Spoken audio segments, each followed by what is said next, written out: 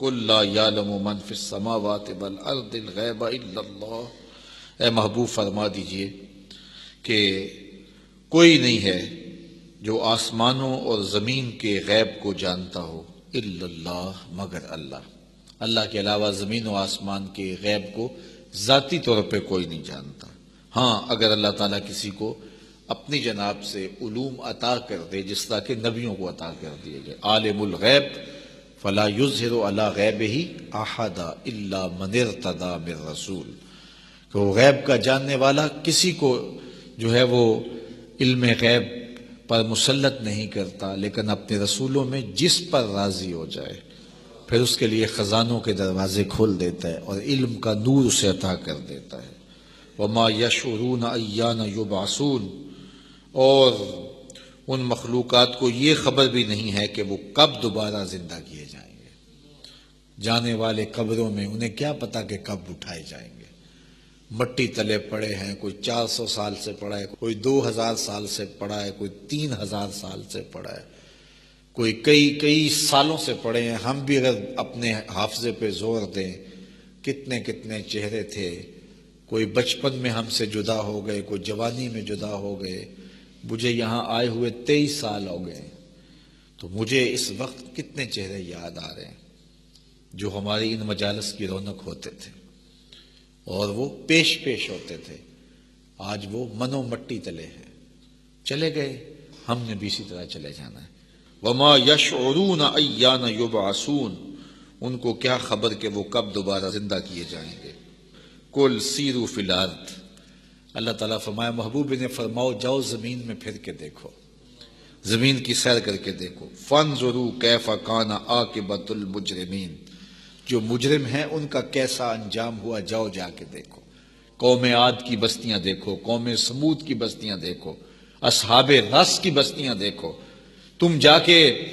شہر مدین جا کے دیکھو، قوم لوط کی بستیاں دیکھو، اجڑے ہوئے دیار دیکھو، وہ گھر دیکھو، وہ محل دیکھو، وہ جن کا طوطی بولتا تھا آج ان کے اجڑے ہوئے گھر دیکھو، وہ تہذیبوں کے مرکز جو سمجھے جاتے تھے آج وہاں خستہ حالیاں ہیں۔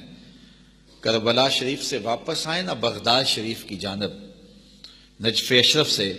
تو راستے کے اندر بابل شہر پڑتا ہے۔ بابل شہر وہ تھا جو نمرود کا پایا تخت تھا، اور یہاں نمرود کا طوطی بولتا تھا۔ آج وہاں نمرود کا نام نشان بھی نہیں، وہ جو کہتا تھا میں ناگزیر ہوں، میں رب ہوں، مجھے پوجو، آج اس پورے بابل شہر میں اس کے نام ایک مرلہ جگہ بھی نہیں ہے۔ جو پوری دنیا کا اپنے آپ کو حکمران کہتا تھا، اور وہ کہتا تھا مجھے اگر نہیں تم سجدہ کرو گے تو تمہارے ٹکڑے کر دوں گا، تمہیں جلا کے راکھ کر دوں گا اگر تم مجھے پوجو گے نہیں، جسے ناز تھا، جسے غرور تھا۔ اللہ اکبر، اللہ فرماتا ہے قل سیروا فی الارض، جاؤ زمین کی سیر کرو، فانظروا کیف کان عاقبۃ المجرمین، اور پھر تم دیکھو کہ کیسے مجرموں کے ساتھ ان کا انجام کیسے ہوا۔ تو ان آیات کے اندر اللہ تعالیٰ جل شانہ نے پہلے انبیاء کا ذکر کیا، پہلے 4 رکوعوں کے اندر مسلسل،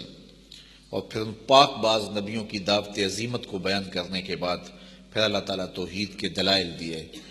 آسمان کو دیکھو، زمین کو دیکھو، اگنے والے درخت دیکھو، یہ پہاڑ دیکھو، یہ دریا دیکھو، پھوٹتے چشمے دیکھو، یہ دریاؤں کے اندر چلتی ہوئی پانی کی روئیں دیکھو، پھر کڑوا میٹھا، میٹھا کڑوا نہیں ہوتا، اس منظر کو دیکھو، اور پھر یہ سارے مناظر دیکھ کے زمین پہ چل پھر کے دیکھو ہم نے کفار کا اور مفسدوں کا، حکموں کو توڑنے والوں کا کیسا انجام کیا، اور تم قبروں سے دوبارہ اٹھائے جاؤ گے اور تم سے پوچھا جائے گا۔ آج موقع ہے، زندگی ہے، مہلت ہے، اس موقع سے، زندگی سے، اس مہلت سے فائدہ حاصل کر لو اور اپنی آخرت کے لیے تیاری کر لو۔ رب پکار کے کہہ رہا ہے کہ پھر دوبارہ تمہیں مہلت نہیں ملے گی، پھر پچھتاؤ گے، پھر پچھتانے کا کچھ فائدہ نہیں ہوگا۔ وقت پر کافی ہے ایک قطرہ بھی آب خوش ہنگام کا، جل گیا جب کھیت برسا نہیں تو پھر کس کام کا۔